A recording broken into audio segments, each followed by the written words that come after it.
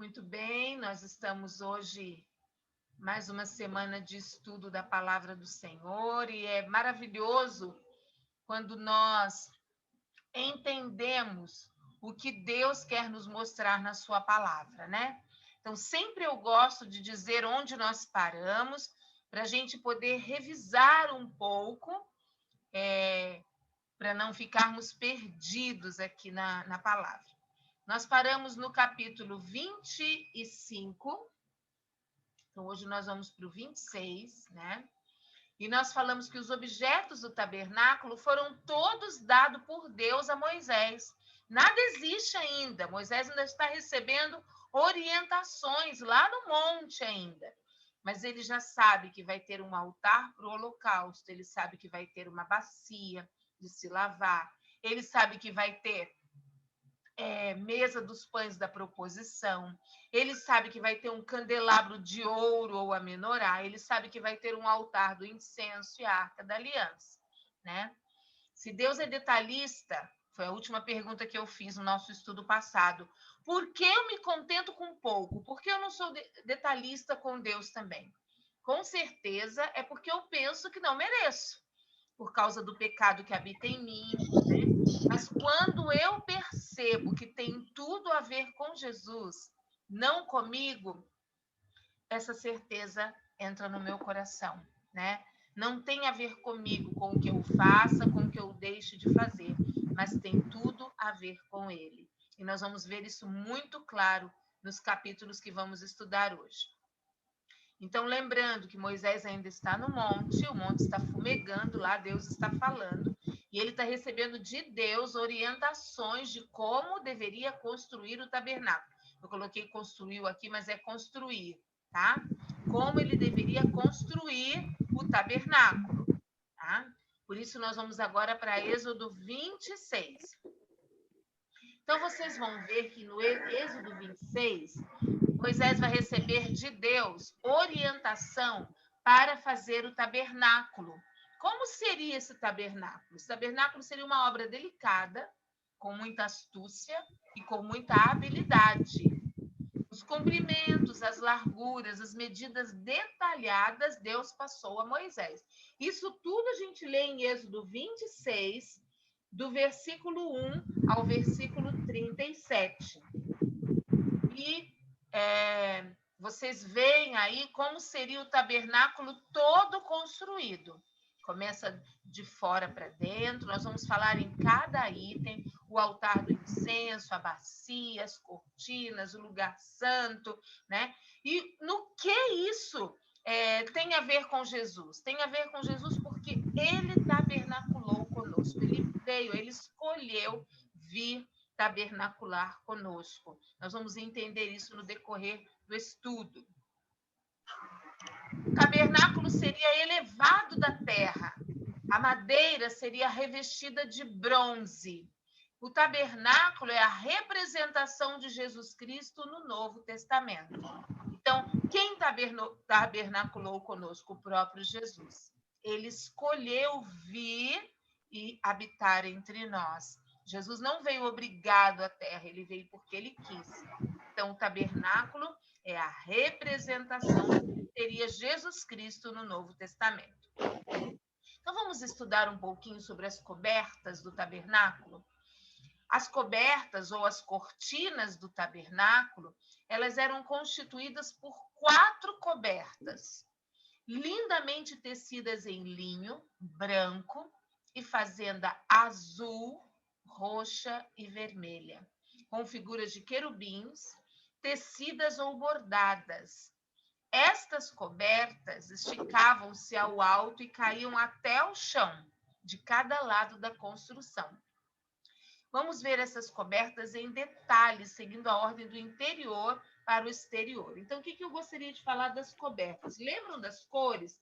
Eu até fotografei o papel para vocês, falei da cor azul, né?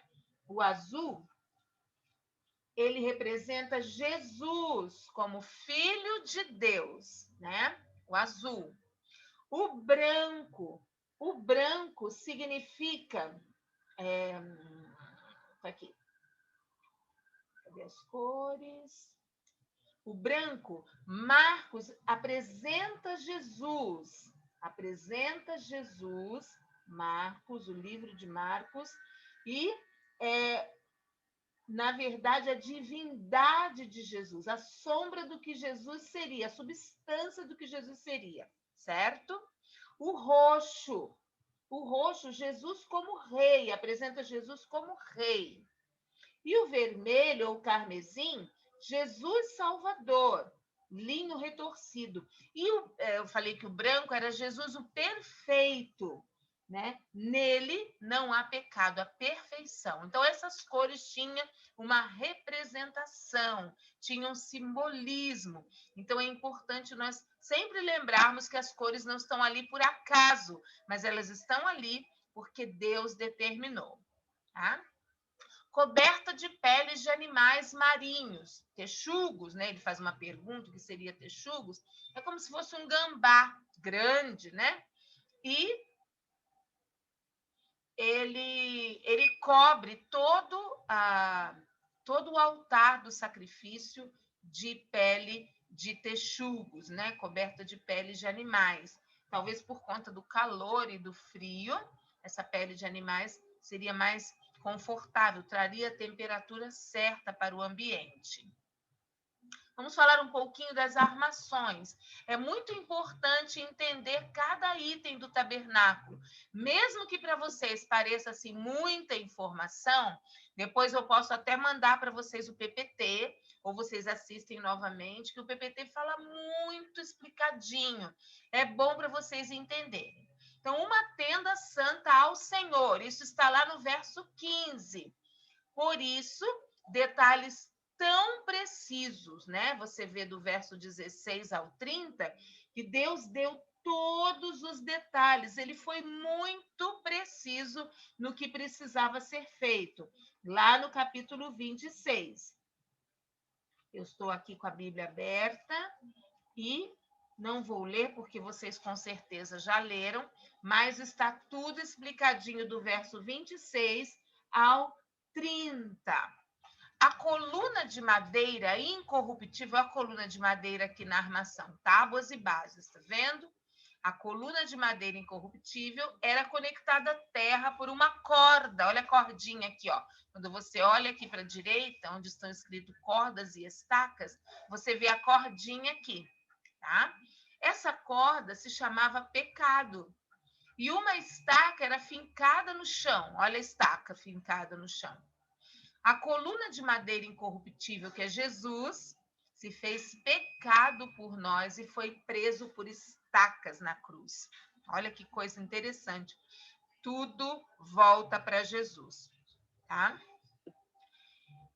Foi fixado por uma estaca, metade para fora, metade para dentro. Isso também tem um significado. Por que a estaca não foi toda presa para dentro? Porque Jesus, ele, como simbolizava Jesus, 100% homem, 100% Deus. Então, Jesus veio à terra e aqui, ó, já nas armações do tabernáculo já tem Jesus. Por isso que eu quis fazer muita questão que vocês hoje não faltassem, porque essas explicações todas nos levam a Jesus. Proteção de prata, em cima, a redenção, né? Era a base de prata, simbolizando redenção de Jesus Cristo. Embaixo, a proteção de bronze, simbolizando o quê? O sofrimento de Jesus Cristo. Então, também a armação tinha as suas proteções de prata em cima e embaixo, né? E o bronze que envolvia representava o sofrimento do Senhor. O véu, lá em Êxodo, versos 31 a 37, e ele confirma lá em Êxodo 26, 12, 22 e 23, depois vocês podem conferir. As cortinas são bordadas, né? Os bordados são ricos, os bordados são elaborados. Essas cortinas eram feitas pelas mulheres, né? E a habitação escolhida do Deus e Rei de Israel. isso simbolizava essas cortinas, o véu do templo. Lembram quando Jesus morreu que o véu do templo foi rasgado de cima a baixo? Então vocês estão vendo que não era uma cortininha, não era um véu simplesmente fininho. Ali já era templo de Salomão, né? Já era o templo, já não era o tabernáculo, mas mesmo assim o véu do templo era grosso, não tinha condições de ninguém chegar com a tesoura ali e cortar e depois dizer que foi Deus. Não, foi realmente o Senhor Deus, foi o nosso Pai que cortou aquele véu de cima a baixo, como dizendo assim, rasgado está o véu e vocês agora têm livre acesso a mim. Isso já começa a acontecer quando Deus dá as orientações para Moisés lá no monte em relação ao tabernáculo. E trarás para lá onde? O tabernáculo, a arca do testemunho, para dentro do véu. Olha só, de onde eles estavam fazendo, aliás, não tinham feito ainda estavam recebendo as orientações. Moisés estava com tudo isso na cabeça e anotando para não esquecer, porque ele tinha que passar isso para o povo. Que fará separação entre o santo lugar e o santo dos santos. Isso está lá em Êxodo 26, 35. Então, foi orientação também que a arca da aliança, a arca do testemunho, fosse trazido para dentro do véu. E aí nós entramos em Êxodo 27. Depois, se eu estiver indo muito rápido, na hora que a gente for discutir, vocês pedem que eu volto, tá? Tem vários simbolismos e a gente vai entendendo. Aí nós chegamos no altar do holocausto, do sacrifício. A caixa era feita de madeira de acácia, simbolizava o quê? A humanidade que não se corrompe. De quem é essa humanidade que não se corrompe? De Jesus. Então, tudo nos leva a Jesus. Ela era revestida de bronze. O bronze lembra o quê? Sacrifício e sofrimento. Nosso sacrifício é Jesus. Jesus na cruz se sacrificou por nós, se fez sofrimento por nós. Sem derramamento de sangue, não há remissão de pecados. Então, o altar do holocausto simboliza o quê? Que Jesus veio derramar o seu sangue para que você e eu tivéssemos livre acesso a Deus. É por causa do sangue de Jesus. Por isso oramos em nome de Jesus, porque toda vez que dizemos em nome de Jesus, o sangue de Jesus é derramado mais uma vez em nosso favor. Então, em seus 4 cantos haviam 4 chifres. Olha que interessante esse altar do holocausto, tá? O móvel era conhecido como o altar do holocausto, simboliza a cruz do Calvário, lugar onde Cristo foi crucificado, e tem várias referências. Se eu for ler todas aqui, nós não terminaremos hoje. Então, depois vocês printem a tela, ou então vocês anotem aí as referências, para vocês saberem que todas elas se referem ao altar do holocausto. Está lá em Êxodo 27, do 1 ao 8. Sangue traz. O que o sangue de Jesus traz para a minha vida? Por que o sangue de Jesus é tão precioso? Toda vez que você for cantar a música do Fernandinho, né?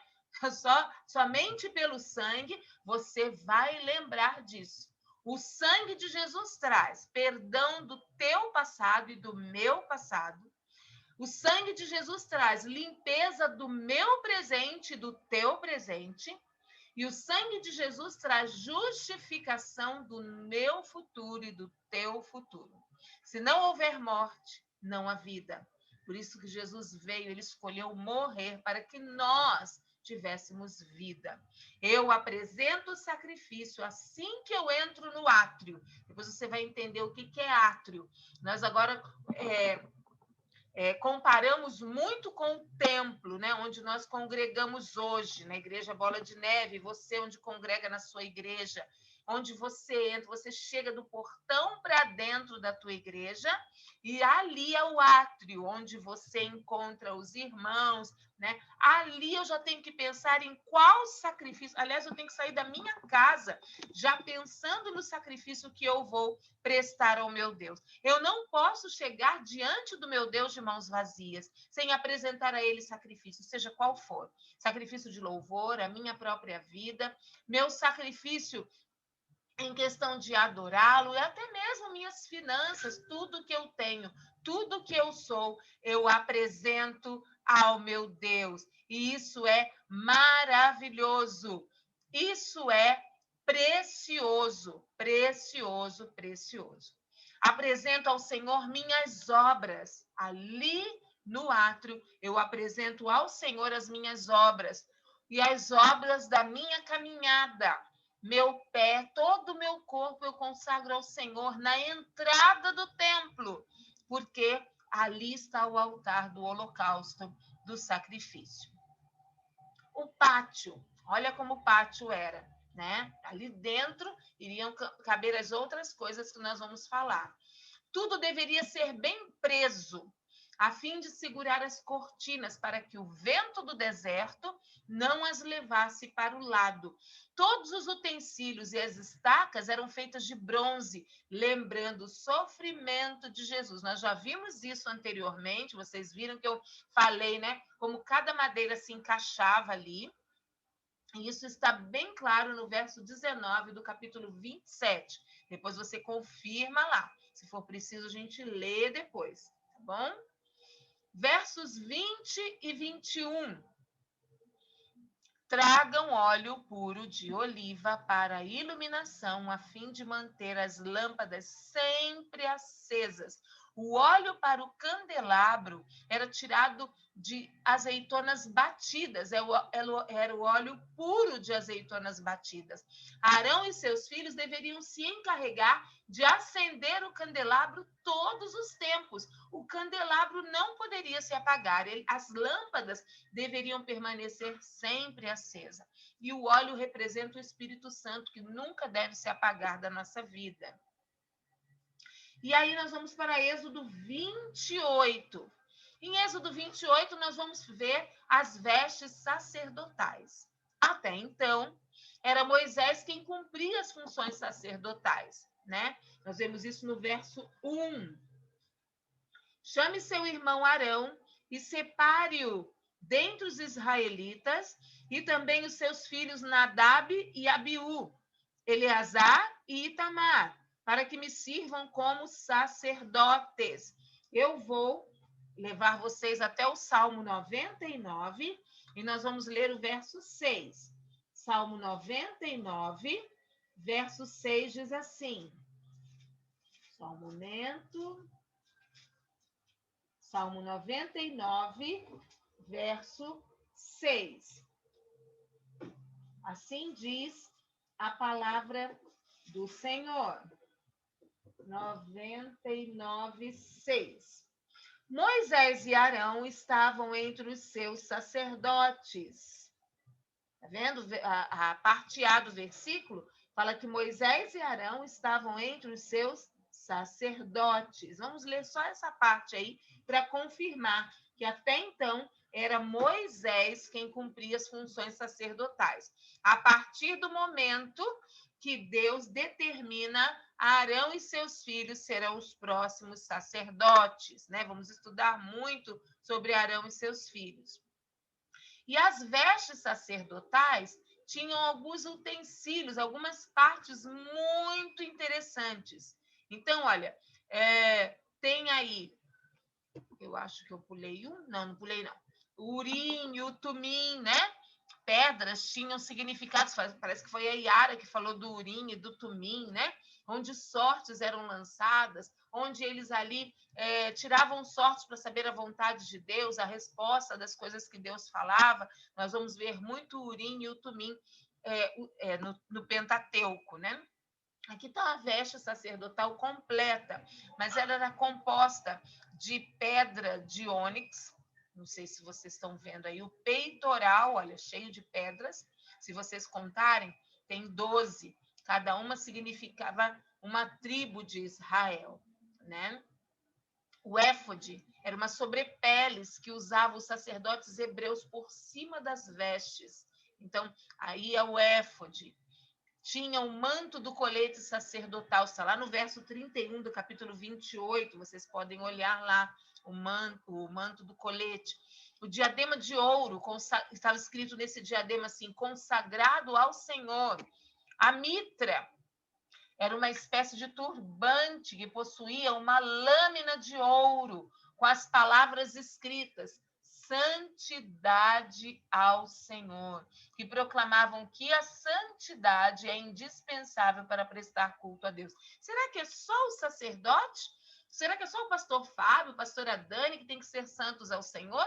Ou cada um de nós tem a sua responsabilidade de santidade ao Senhor? Olha os sinos de ouro ou granada, em algumas versões vem granadas, né? Penduradas ali no colete, né? Verso 34 e 35 do capítulo 28 fala muito sobre essas romãs penduradas sobre esses sininhos. Quando o sacerdote entrava, e às vezes ele entrava em pecado, ele morria no altar, porque a presença de Deus vinha, e onde Deus vem, não há lugar para o pecado. Às vezes o sacerdote morria ali. E quando eles, tinha uma cordinha, inclusive, que o sacerdote deixava a cordinha lá fora, né? E eles balançavam a cordinha e só ouviam o sininho, eles desconfiavam, o sacerdote estava em pecado e morreu lá dentro. Então, puxavam pela cordinha o sacerdote, porque ninguém poderia entrar lá, apenas o sumo sacerdote. Olha, tem muito significado essas vestes sacerdotais. A túnica de linho, olha que linda ela era. Por baixo do colete, vinha do manto do colete sacerdotal, vinha a túnica de linho. Os calções também de linho, o cinto, né? Foi feito com obras de bordador, muito lindo o cinto. E aí nós entramos no capítulo 29 de Êxodo. Deus dando orientação a Moisés sobre a consagração dos sacerdotes, como Arão e seus filhos deveriam ser consagrados. Olha que interessante. Primeiro, eles deveriam se lavar com água. Isso era um ato de pureza. Depois, suas vestes sagradas deveriam ser todas colocadas no sacerdote, ou seja, como se fosse um revestimento de justiça. A unção com óleo simbolizava que eles eram cheios do Espírito Santo. Então, não era só um simbolismo. Eles realmente deveriam ser cheios do Espírito Santo. Eles já sabiam dessa missão. Eles eram da tribo de Levi. Eles eram separados para isso. Então, eles não tinham escolha. Ou eram santos, ou eram santos. Cheios do Espírito Santo de Deus. Tá? Por que eles ficavam à porta do tabernáculo? Porque eles ficavam entre Deus e o povo, né? Eles ouviam o pecado do povo e intercediam lá diante do Senhor Deus. Eles se consagravam por 7 dias, né? E eles eram responsáveis por purificarem o altar. Olha quanta coisa o sacerdote deveria obedecer para se consagrar ao Senhor. Jesus veio e nosso acesso hoje a Deus é tão mais simples, e mesmo assim, nós não nos consagramos ao Senhor. Muitas vezes chegamos aos pés do Senhor de qualquer maneira, não nos consagramos, não nos preparamos, às vezes assistimos TV o dia inteiro, né? No domingo, vamos para a igreja cheios de veneno, nos alimentamos de coisas muito ruins, né? Quando, na verdade, nós deveríamos nos consagrar e nos santificar para que Deus confirmasse no nosso coração tudo que Ele já tem trabalhado conosco durante a semana. E Arão e seus filhos tinham responsabilidade de 2 holocaustos diários. Vocês leem isso lá no verso 38 até o 46, do capítulo 29.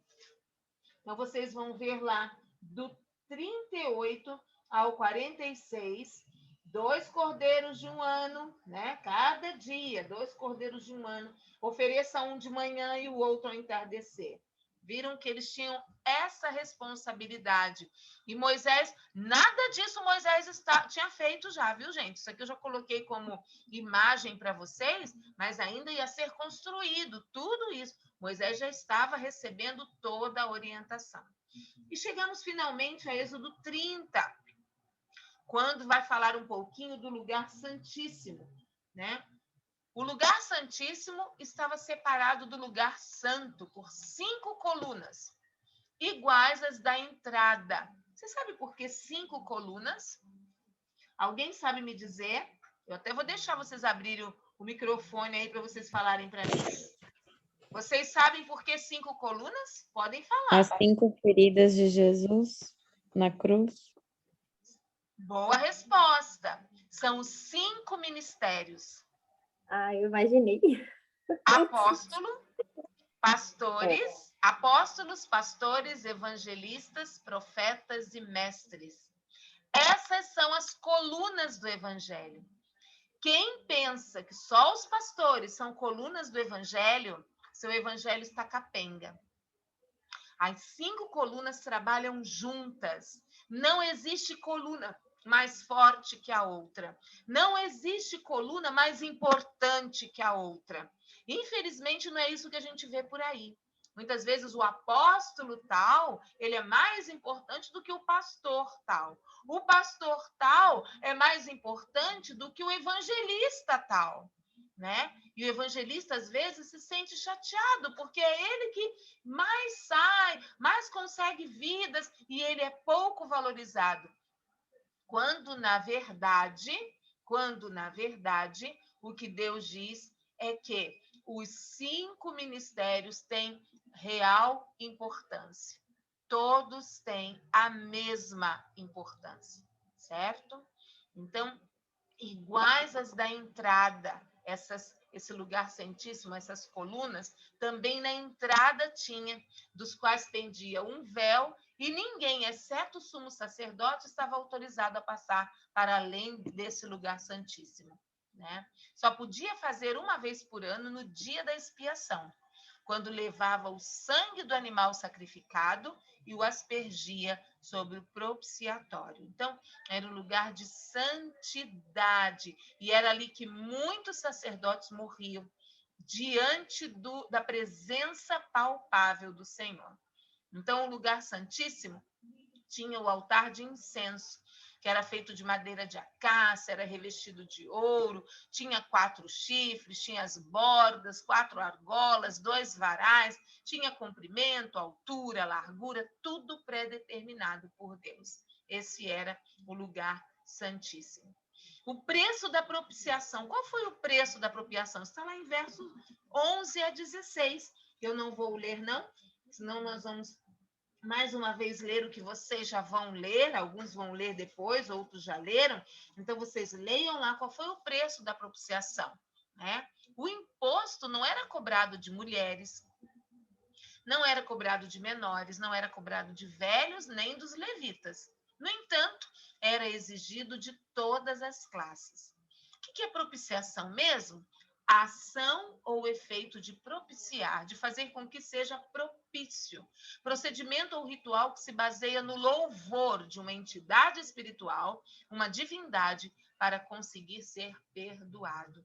Então, o preço da minha libertação, o preço do meu perdão é o sangue precioso de Jesus. Aqui tinha valores, mas depois que Jesus veio, né, e morreu em meu lugar, o seu sangue foi o preço do meu perdão, né, da minha propiciação.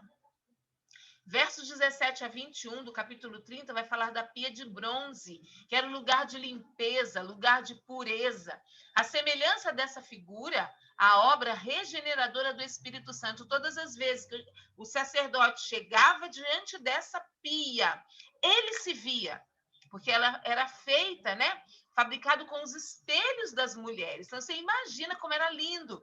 Uma vez nós fomos ao Rio de Janeiro, na igreja do Ministério Apacentar, daquele grupo que toca no altar, né?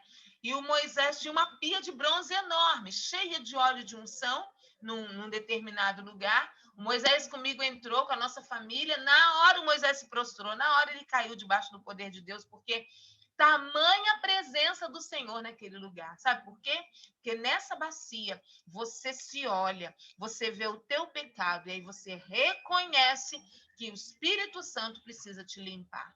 O Espírito Santo precisa te regenerar, não só a você, mas a mim também. Um vaso intimamente ligado ao tabernáculo, né? Então está escrito aqui que a pia era de bronze polido, fabricado com o espelho das mulheres. Isso tudo está lá em Êxodo 38. Nós nem chegamos lá, mas vocês vão ver. Exposta à luz do sol, a partir da água limpíssima, toda a impureza era revelada no interior da bacia. Que assim seja a sua vida. quando exposta ao Espírito Santo, que toda a impureza da sua vida e da minha vida seja exposta e nós possamos fazer uma limpeza, né? Pia de bronze, lembrando do sacrifício do Senhor, do seu sofrimento. Olho para as unções, verso 22 ao 33. Então, o óleo era separado para todas as unções, e está ali a forma como ele deveria ser guardado, como ele deveria ser feito. Deus é minucioso na forma como ele orienta, né, a fabricação desse óleo para unção. Lá na igreja, há um casal responsável por fazer o óleo da unção que fica lá no altar. Eles são muito corretos, com medidas, com gramas, com tudo direitinho para sair o óleo perfeito da unção. Deus é detalhista, eu também preciso obedecer aos detalhes. O incenso que subiria como cheiro suave ao Senhor. Hoje, o que sobe como cheiro suave? O meu louvor, o seu louvor, a minha vida, a sua vida. Então, nós temos que ser um cheiro suave ao Senhor. Eu não posso passar a semana da maneira como eu quero e chegar na igreja e achar que Deus vai receber a minha vida como cheiro suave. Não vai. Vai subir como um mau cheiro ao Senhor, né? Por que estamos passando pela Covid? Eu gosto de bater nessa tecla, porque talvez o cheiro da igreja não esteja subindo como incenso ao Senhor, como cheiro suave ao Senhor. E nós precisamos mudar essa realidade dentro de nós. Então, aqui está, né, o lugar santo, a diferença, né, a separação do lugar santo, do lugar santíssimo. Então, vocês veem que tudo isso, olha só, está bem longe do átrio. O átrio está lá fora. O átrio é o lugar do povão se juntar, do povão sacrificar. Mas quando eu resolvo entrar na presença, no lugar santo, aqui somente os sacerdotes podiam entrar para prestar culto. E hoje eu posso entrar no lugar santo. E lá na minha intimidade, lá no meu secreto, é o meu lugar santíssimo. É o lugar separado pelo véu que Jesus, quando morreu, Deus separou esse véu e agora não há mais separação. Eu posso entrar a qualquer hora no lugar santíssimo, certo? E a arca que simbolizava o trono de Deus no santuário celestial, essa arca do acordo é Jesus, é a arca, né? O trono de Deus veio à terra através de Jesus.